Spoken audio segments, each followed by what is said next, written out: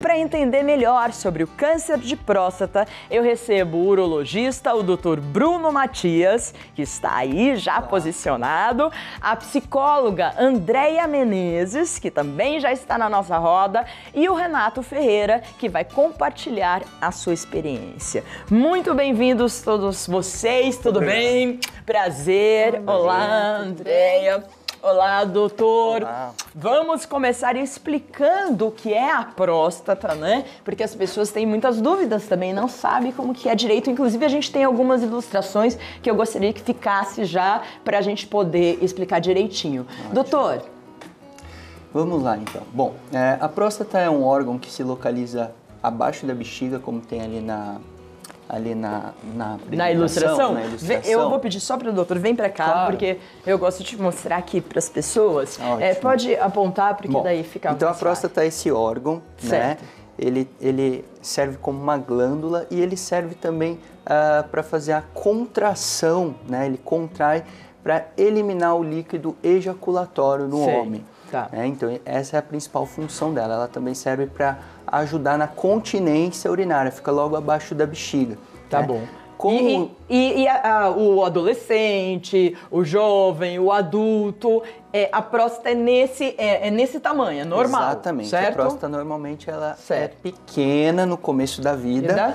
E ela vai aumentando ao decorrer da idade. Com quantos anos que pode haver um problema de próstata aumentada, que é essa figura aqui? Então, mais ou menos. O aumento da próstata, ele pode ser sintomático, né? A gente está vendo aqui o canal da urina, né? O esvaziamento da bexiga, e aqui conforme ela vai aumentando, ela vai fechando o canal da urina. Isso pode acontecer a partir dos 40 anos, depende muito de fatores como obesidade, alimentação, né? E a parte genética também. É muito importante a gente entender que o aumento da próstata, que nós chamamos de hiperplasia prostática benigna, não é um câncer de próstata. Certo. O câncer de próstata, ele costuma aparecer na região periférica da próstata. Então, vai haver um aumento natural. Exatamente. Com muitas vezes a idade, por uma questão da idade mesmo, genética, obesidade, que é um dos fatores, sedentarismo deve ser outro fator. Exatamente. São os principais, doutor. Exato. Certo. Exato. Deixa eu ver a próxima figura. E aqui, o que a gente tem? Bom, aqui a gente tem a foto das regiões em que pode ocorrer o tumor. Nós estamos vendo aqui a glândula prostática, né? E as regiões mais periféricas onde aparecem o tumor, que é a neoplasia. Ela é diferente da hiperplasia. Então, a hiperplasia, que é esse aumento, o que a gente viu. Certo. Ele é normal no envelhecimento, às vezes causa sintomas urinários, às vezes não. E o câncer de próstata é uma neoplasia maligna, né? Quando a gente fala de câncer de próstata, a gente já está falando de uma doença maligna. Uma doença maligna é uma doença que pode causar metástases, certo? Que aparece geralmente nessa região periférica da próstata. Né? E é aqui que a gente consegue tocar no exame. Eu acho que tem mais uma figura que mostra o exame de toque. Aqui, ó. Que é o grande preconceito dos homens. Exatamente. Que não fazem muitas vezes o exame porque tem preconceito ou medo. Eu não sei, é mais preconceito, mais medo, é o quê? Mais preconceito, eu acho que é o preconceito, né? Tem todo aquele conceito de que o homem ele precisa ser forte, viril. E muitas vezes o maior problema não é nem só em relação ao exame de próstata, mas em ir ao médico. Então a Sociedade Brasileira de Urologia tem tentado trabalhar com isso para trazer o homem para o nosso consultório, porque muitas vezes o paciente vem, muitas vezes arrastado pela mulher.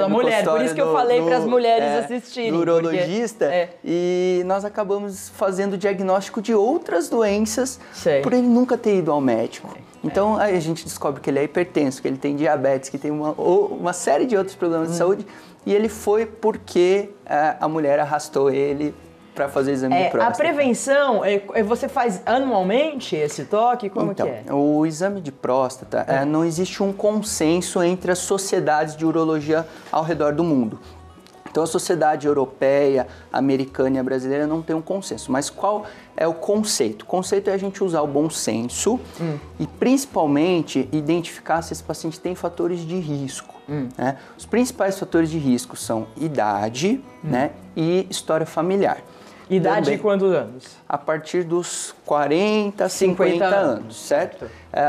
Homens de descendência afrodescendentes, eles têm um risco 2 vezes maior de desenvolver câncer de próstata. Então, assim, pela Sociedade Brasileira de Urologia, a recomendação é para homens que tenham história familiar e que sejam afrodescendentes a partir dos 45 anos.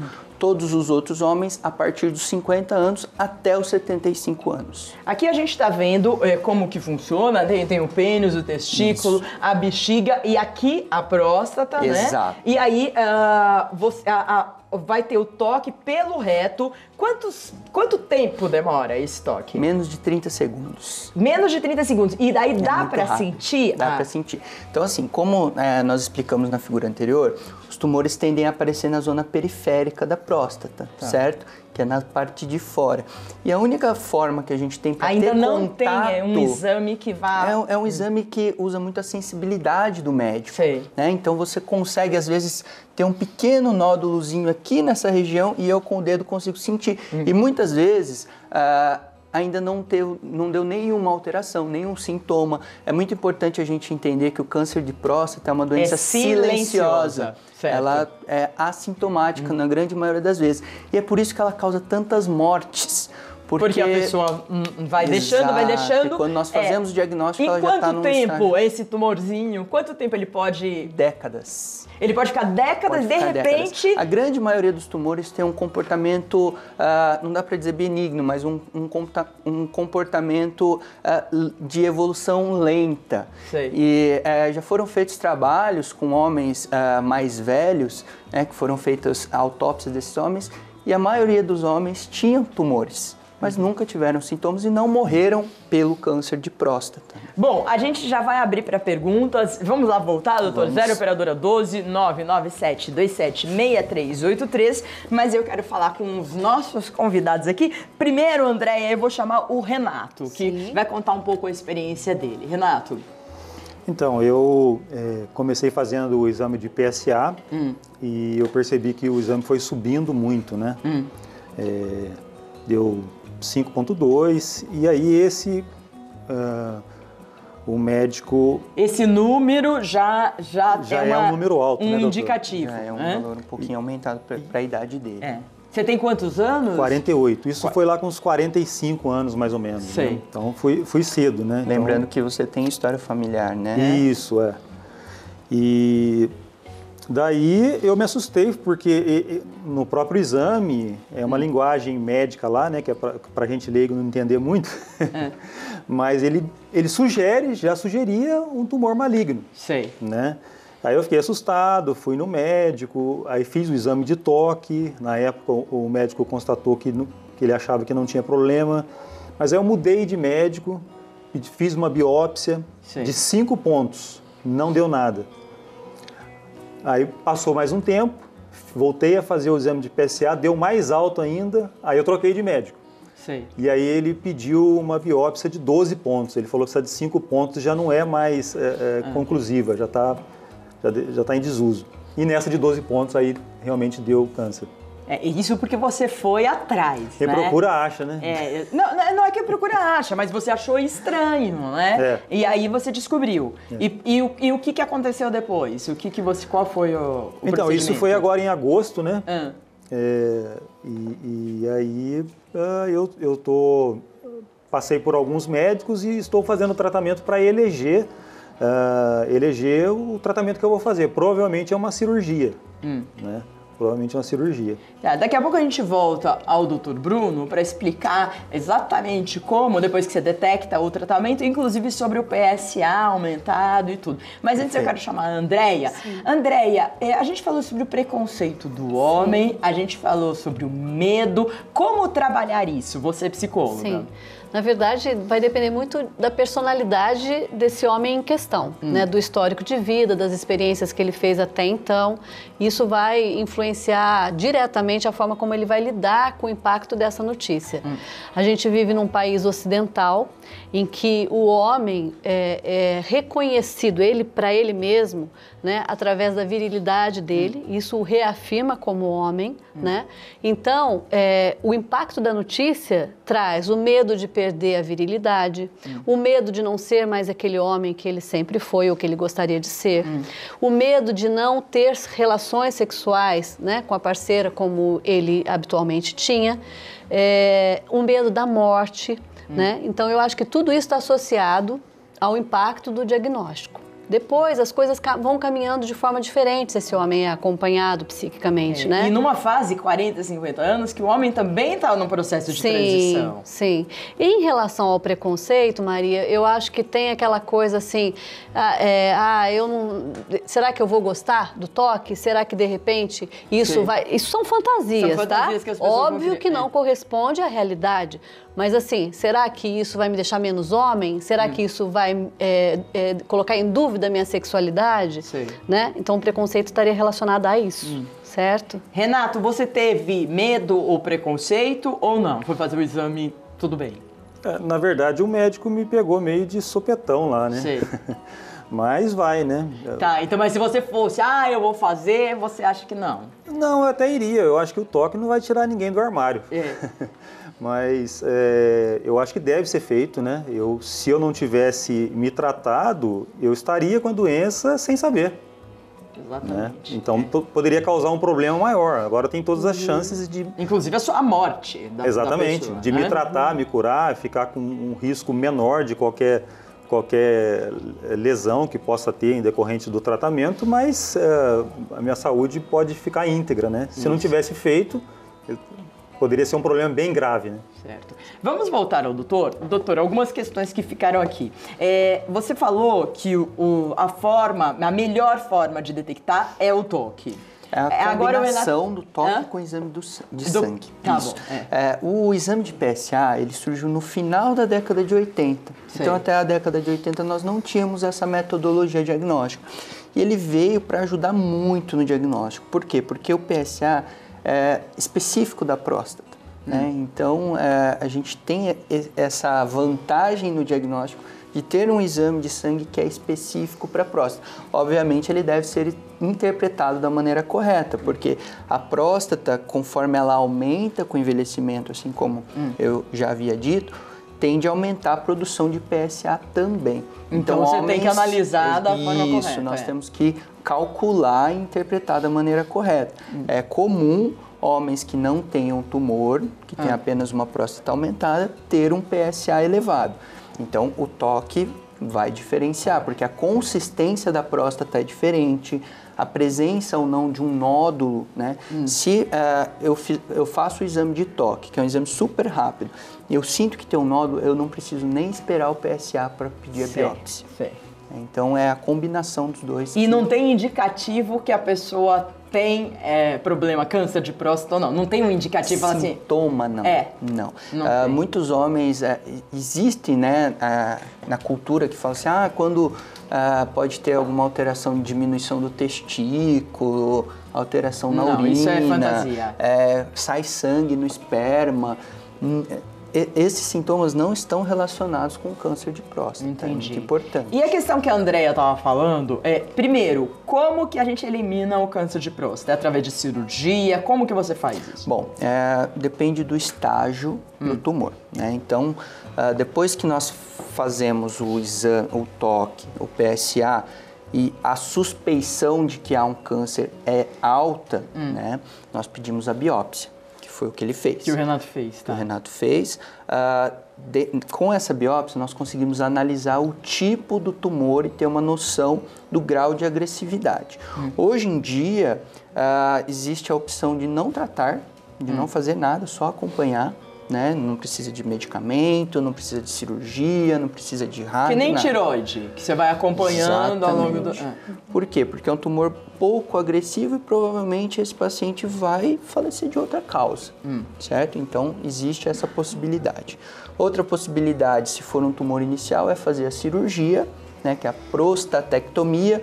Hoje em dia, com a cirurgia robótica, né, a partir aí da década de 2000, a gente consegue enxergar e identificar a inervação do pênis. A grande preocupação dos homens que vão fazer cirurgia é a disfunção sexual, né, a impotência e a incontinência urinária, que era causada pela lesão desses nervos. Então, quando é um tumor, hoje, como que é? Hoje a gente consegue preservar, na maioria dos casos, né, sendo um tumor inicial, sendo um tumor pequeno. Então, quando a gente faz o diagnóstico precoce, a probabilidade de fazer uma prostatectomia sem ter disfunção erétil, sem ter incontinência urinária ou outras complicações... É grande? Quantos por cento, mais ou menos, a gente podia falar? Olha, os estudos com cirurgia robótica são muito recentes, né? Mas os dados mais antigos falam 1/3 dos casos apresenta algum grau de disfunção erétil depois, né? Mas eu acredito que seja menos que isso, já com o grau que a gente tem de cirurgia robótica hoje, a gente consegue menos complicações. Então, é uma cirurgia bastante segura. Existem outras opções, né? Existe a cirurgia videolaparoscópica, que é também tem resultados fantásticos, né? Não são todos os lugares, não são todos os centros que têm acesso ao robô, né? Então, a cirurgia videolaparoscópica, ela tem também resultados muito bons. Existe a opção da radioterapia também, com chance de cura igual à cirurgia. E a radioterapia hoje tem avançado muito. Certo, então, e não tem esse problema de disfunção? Pode também ter, mas como eu falei, com a evolução dos equipamentos, a gente consegue hoje fazer um cálculo tridimensional da superfície da próstata e irradiar só na próstata. Entendi. Uma coisa que acontece muito, que eu vejo muito, é que geralmente os homens que são diagnosticados atualmente com câncer de próstata têm história familiar, então o pai ou o avô tiveram.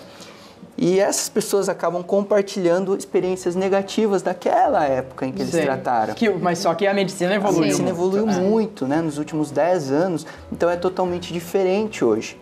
Entendi. Então, a gente o tratamento precisa... é singular, né, doutor? Cada um vai... A radioterapia mudou, a cirurgia mudou, com a evolução dos métodos de imagem, com a ressonância magnética, hoje a gente consegue calcular exatamente o que a gente vai fazer na cirurgia e fazer a cirurgia de uma maneira muito assertiva. Andréia, eu queria saber como que a mulher pode ajudar nesse processo, porque é a vida sexual do casal que pode ser, né, que vai sofrer alguma influência. A mulher, ela deve se informar mais, ela deve tentar conversar com o marido e tirar esses preconceitos dele. Como que é? Essa é uma excelente pergunta, né? Eu até estenderia um pouco mais para a família, não só para a mulher principalmente, porque envolve uma questão sexual, mas para a família como um todo. Na verdade, o homem que passa por isso, ele está mais fragilizado, ele está inseguro, ele está, às vezes, ansioso, né? E assim, como eu havia falado, para o homem, ele ser viril para a mulher dele, isso é uma questão de honra, né? Isso traz para ele uma reafirmação como homem. Nessa hora, eu orientaria a mulher a mostrar para ele o amor dela, a mostrar para ele que ele não é só homem através do sexo, mas que ele é homem de uma forma assim muito mais profunda e muito mais ampla na relação, né? Eu acho que a cumplicidade nessa hora, sabe? Eu tô com você, você não tá passando isso sozinho, nós estamos juntos, né? Eu acho que é essencial, importantíssimo. É tudo que o homem, na verdade, ele tem uma fantasia de que a mulher vai amar menos, não vai desejá-lo mais, ou isso vai criar um distanciamento entre os dois. Se ela tem uma postura de mostrar para ele com gestos, não é com palavras, com gestos, o contrário disso, ela vai permitir que ele fique muito mais seguro, que ele se sinta melhor, que ele se sinta apoiado. Isso, inclusive, colabora para o prognóstico do tratamento, né? Sem dúvidas. Então, eu diria isso para a mulher. Agora, a família que lida, né, com pessoas que apresentam o câncer de próstata, eu diria assim, não banalize o sofrimento, né? Não diga coisas que estão desconectadas do sentimento real do paciente, né? Sabe assim, isso não é nada, a bola para frente. Às vezes umas palavras assim jogadas ao vento não tem nenhuma conexão com o que o paciente está sentindo, sabe? Às vezes um acolhimento, uma presença, eu tô com você. Você falou em relação às informações, isso é super importante, que a mulher se informe para que ela possa passar esperanças concretas, reais para o marido dela, né? Não minta, não diga que não é nada, é assim, é um impacto emocional, né? Então eu acho que dessa forma, Maria. Certo. A gente tem uma pergunta pelo WhatsApp, que nós estamos ao vivo. A Solange pergunta: bom dia, sou de Itapuí, interior de São Paulo. Meu pai está esperando o resultado da biópsia. Se caso não for diagnosticado, de quanto em quanto tempo ele deve fazer o exame de toque? Qual o exame mais importante, de sangue ou de toque? Ótima pergunta, Solange. Ótima pergunta. Bom, quando é solicitada a biópsia, provavelmente ele deve ter tido algum exame alterado, ou o PSA ou o toque, né? Senão não teria sido pedida a biópsia. Nesse caso, o acompanhamento é muito particular.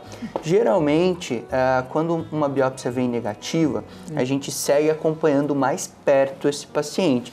3, 6 meses nós repetimos o PSA, nós repetimos o toque e a gente vai acompanhando. A gente usa a curva do PSA para acompanhar. Certo? Então, vamos acompanhando até o PSA estar normalizado. A gente vê, será que esse PSA vai dobrar em um ano? Né? Então, qual nesse caso, os 2 exames, doutor, são fundamentais. Porque você vai acompanhar pelo PSA e o toque já diagnosticou que tem alguma coisa diferente. Sim, se tiver um nódulo, a gente consegue ver se esse nódulo aumentou ou não. Né? Então olha, vai acompanhar de perto, Solange. Deixa eu ver a próxima pergunta. O Ronaldo Rogério. Ele é de Pernambuco, tem 57 anos, urina muito, durante a noite principalmente. Levanto muito. Pergunto, tem alguma coisa relacionada à próstata? Provavelmente sim, Ronaldo.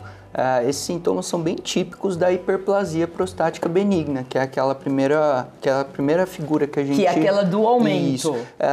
Para a gente fazer uma analogia, imagina que a próstata de um homem jovem é como se fosse um limão. Sei. Do tamanho de um limãozinho. E conforme ele vai envelhecendo, ela fica do tamanho de uma poncã. Né? E isso faz com que ela esprema o canal da urina. Porque tá diretamente, a bexiga tá ali, a gente viu na foto. Será que a gente tem a foto de novo? Olha lá, a bexiga tá aqui e a próstata tá aqui. A uretra passa por dentro da próstata, né? Então, é por isso que ele tem essa sensação de urinar muito. Na verdade, não é que ele urina muito, é que ele tem dificuldade para esvaziar a bexiga. Então, a bexiga está sempre cheia. E qual é a forma da gente melhorar isso? Existem vários tratamentos, né? Hoje, o tratamento medicamentoso, ele promove... são comprimidos que ele toma uma vez por dia só, que promove um relaxamento da próstata. Né? Resolve a maioria dos casos, pelo menos por um bom tempo, dos sintomas. Se não houver melhora com o tratamento medicamentoso, existem as opções cirúrgicas, né? De diminuição de próstata? Isso, geralmente pelo canal da urina mesmo, nós entramos e a gente tira os gominhos da poncã, deixa só a casquinha, entendeu? Isso se tiver uma alteração de urina grande, né? Isso, se for bem sintomático e se não houver melhora com o medicamento. Então, são cirurgias minimamente invasivas, cirurgias endoscópicas, não faz corte nenhum, é pelo canal da urina mesmo. Entendi. Então, excelente pergunta dele, né? Quero agradecer ao doutor Bruno Matias, urologista, deixar os contatos dele, inclusive vão estar aí na tela. O Instagram é Instituto Lerner. E o site é www.institutolerner.com.br. A Andréia Menezes, que é psicóloga clínica, o Instagram é Segredo de Casal _, que é aquele risquinho embaixo, Andréa, sem I, tá? E o Facebook, Segredos de Casal, Andréa e o YouTube Andréa Menezes, psicóloga. E quero agradecer também, muito obrigada, Andréa, o Renato Ferreira, que veio dividir a sua experiência com a gente. Sim. Muito obrigada. A gente está terminando essa pauta, falamos bastante, acho que deu para esclarecer sobre o câncer de próstata, a prevenção, neste Novembro Azul, né? Inclusive, Andréa veio de azul. Em homenagem ao tratamento. Tão importante. Muito obrigada, Dudu. Que agradeço. Volte outras vezes. Andréa também. Obrigada. E Renato, muito obrigada.